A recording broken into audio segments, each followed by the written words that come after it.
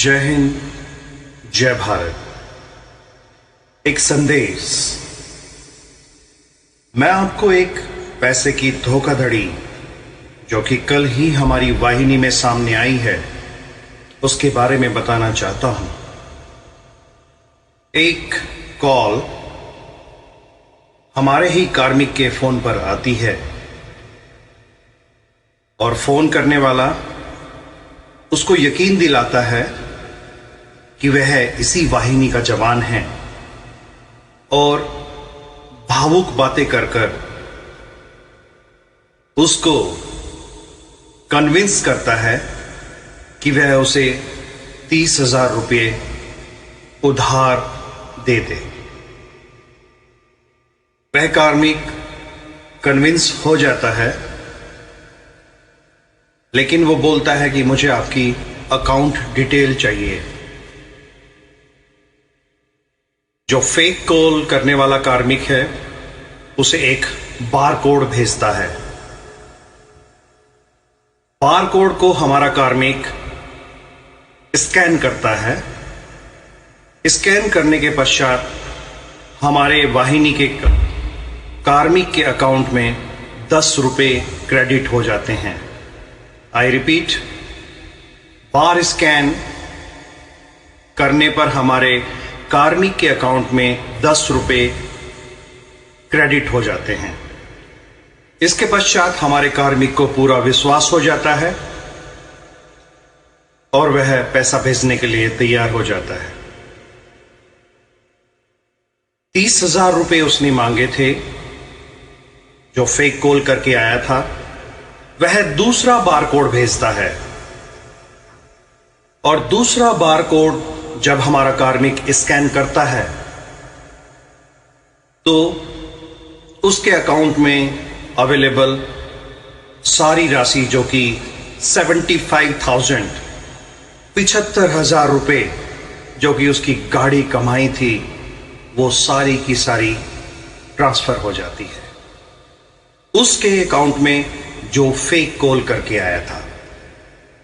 तो इस प्रकार हमारे कार्मिकों की जागरूकता की कमी के कारण इन्हें यह नुकसान उठाना पड़ा।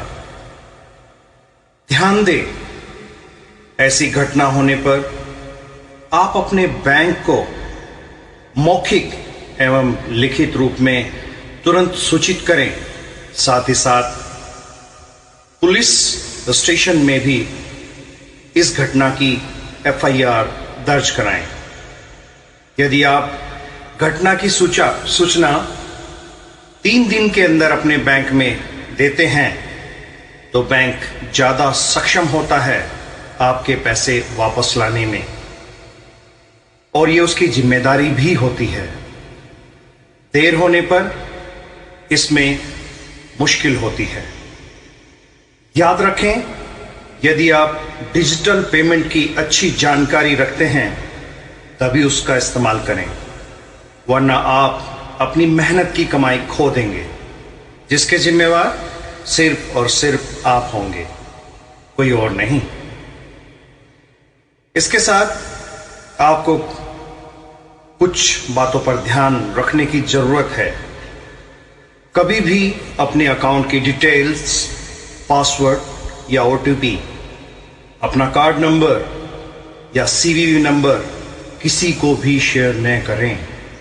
आई रिपीट, किसी को भी शेयर न करें, चाहे वो बैंक कर्मचारी ही क्यों ना हो।